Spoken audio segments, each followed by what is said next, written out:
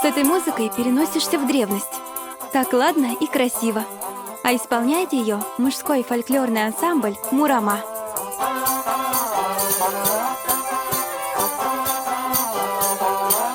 Мурама? В честь названия города? Точнее, в честь одного из первых племен Мурама, которое обосновалось в этих землях еще в VI-VII веках и дало название городу. Муром – древнейший город на Владимирской земле. Первое упоминание его в летописях относится к 862 году.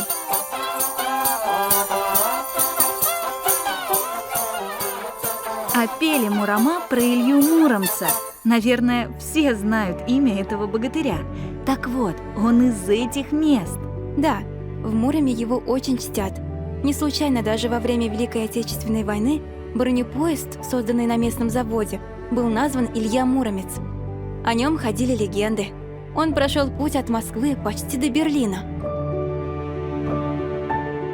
А этот памятник богатырю над Окой практически стал символом Мурома. Знаменитый скульптор Вячеслав Клыков изобразил Илью Муромца как воина с поднятым мечом в руке, а из-под кольчуги виднеется подол монашеской рясы, а другой рукой он сжимает крест. Он был монахом разве? Да, в конце жизни, когда закончил воинскую службу князю Владимиру, а родился он в селе Карачарово. Сейчас это район Мурома. Так вот он где сидел 33 года на печи. Потом он был исцелен странниками и награжден богатырской силой. А родник с целебной водой у Карачаровского оврага по легенде забил от копыт коня Ильи Муромца. В Муроме не сомневаются в реальном существовании богатыря. Память о нем, например, хранит Спассо-Преображенский мужской монастырь. В Покровской церкви монастыря хранится частица мощей Ильи Муромца, привезенная из Киево-Печерской лавры, где Илья был монахом.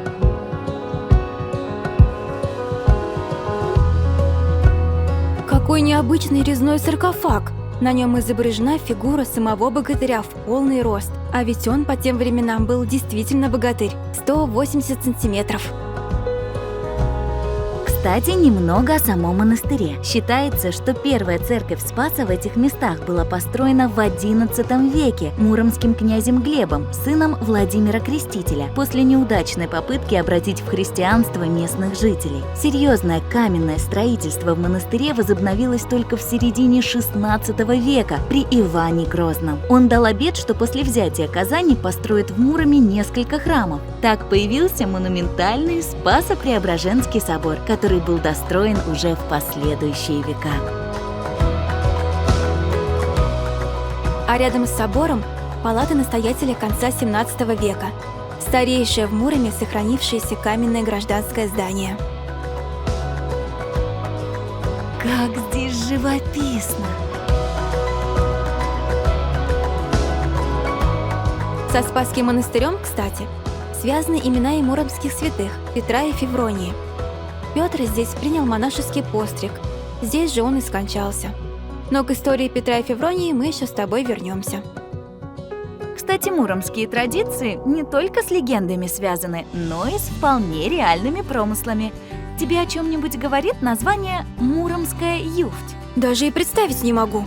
Это особый вид телячьей кожи, которую виртуозно обрабатывали муромские кожевенники с древних времен. Многие века Муром был центром кожевенного производства. Давай познакомимся с мастером декоративно-прикладного искусства Ольгой Некротковой. Никогда не думала, что из кожи могут получиться такие замечательные картины. Да, в работе мастер использует разные техники художественной обработки кожи. перфорация, тиснение, плетение, но особенно ей нравится резьба по коже. Она даже разработала авторскую технику. Наносит рисунок на толстую кожу острым инструментом, а после тепловой обработки мелкие надрезы образуют тонкие линии, а глубокие разрезы – широкие. Затем изделие раскрашивается красками.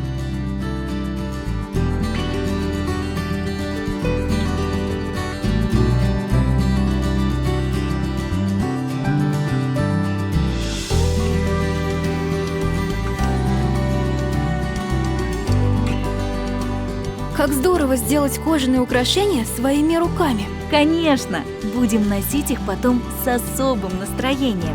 Сами сделали эту красоту. Но, разумеется, не без помощи мастера.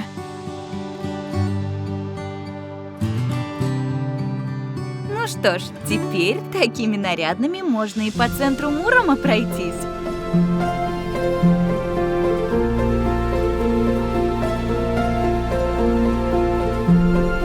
У Мурома необычная планировка.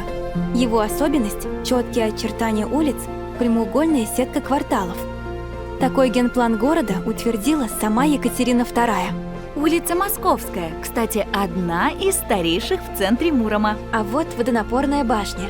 Часть первого во Владимирской губернии водопровода.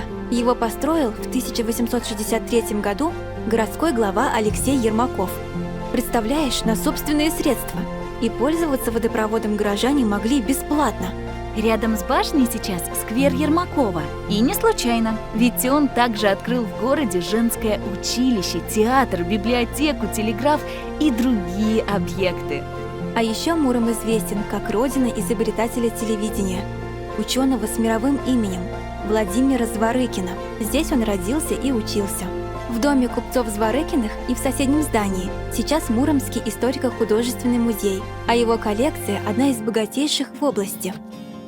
Ой, какой вкусный памятник! Калач как настоящий! Да, Муром был центром калачного производства. Муромский калач выпекался в форме замка с дужкой. 3 таких калача изображены на гербе, который был дарован городу Екатериной II. Существует предание о том, что императрице очень понравились калачи, когда она была проездом в Муроме. Сегодня в музее «Хлебная горница» мы тоже испечем калачи по старинному рецепту. Муромский калач состоит из 3 частей, которые так смешно называются – животик, губа и ручка. Они по-разному пропекались и отличались по вкусу. Считалось, что богатые люди съедали лишь утолщенную часть калача – животик с губой, держа калач за ручку. Из соображений гигиены они ручку не ели, а бросали нищим или собакам. Если видели, что человек ест ручку калача, то о нем говорили «дошел до ручки». Мы и сегодня используем это выражение.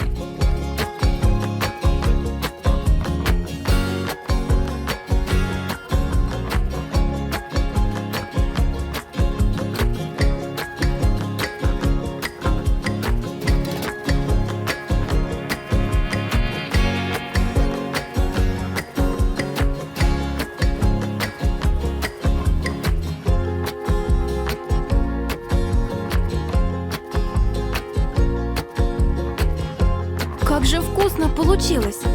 Привезем друзьям по муромскому калачу. Отличный сувенир. Давай вернемся в исторический центр Мурома. Здесь остались памятники каменного строительства времен Ивана Грозного. Одним из храмов этого периода был Благовещенский собор.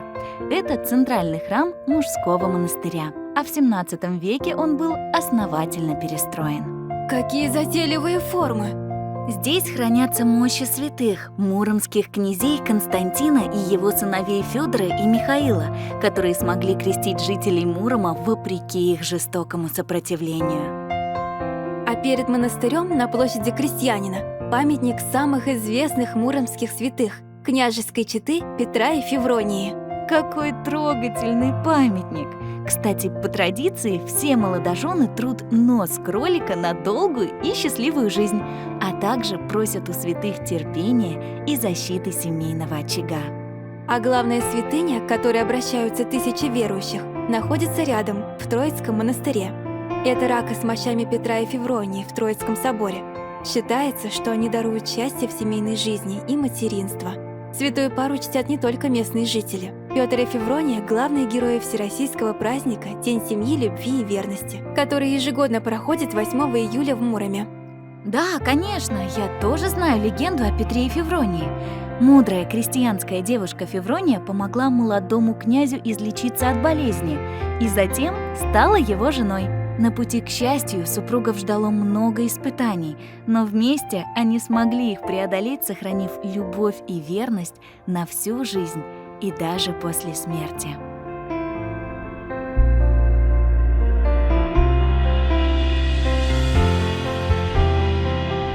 Свято-Троицкий монастырь женский.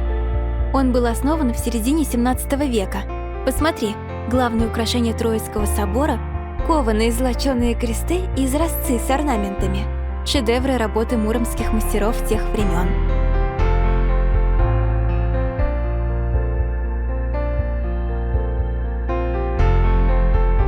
А еще на территории монастыря есть деревянный храм Сергия Радонежского. Это памятник XVIII века. Он был привезен сюда уже в XX веке из Меленковского района. Легенда о Петре и Февронии вдохновляет многих творческих людей. Например, мастера по народному костюму Ирину Крапивину. Художница создала уникальную коллекцию костюмов «Муромские и святые». Это костюмы из парчи и шелка, а плечи и рукава богато отделаны аппликациями, тесьмой, камнями. Венец Февронии украшен жемчугом. Костюм Петра с длинными рукавами с прорезями. Рубаха также богато отделана. Да, фантазия мастера не знает границ. Здесь же коллекции одежды «Владимирская Русь», «Девичий хоровод», «Русский сарафан», «Муромские купчихи». При изготовлении костюмов Ирина Крапивина берет за основу крой старинной русской одежды, а затем использует различные техники – лоскутного шитья, решелье, отделки бисером и стразами. В основе каждого костюма лежит творческая идея и профессиональное исполнение. Ее самобытные коллекции костюмов участвуют в престижных всероссийских конкурсах и выставках.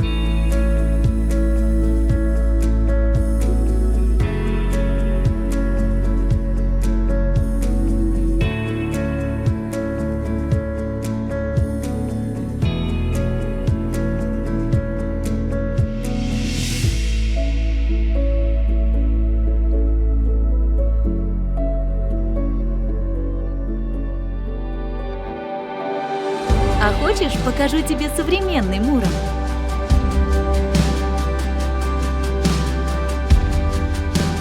Здесь есть где разгуляться.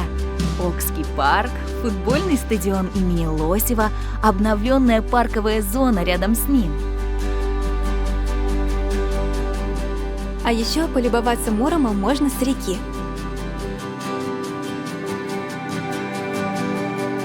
По оке ходят прогулочные теплоходы.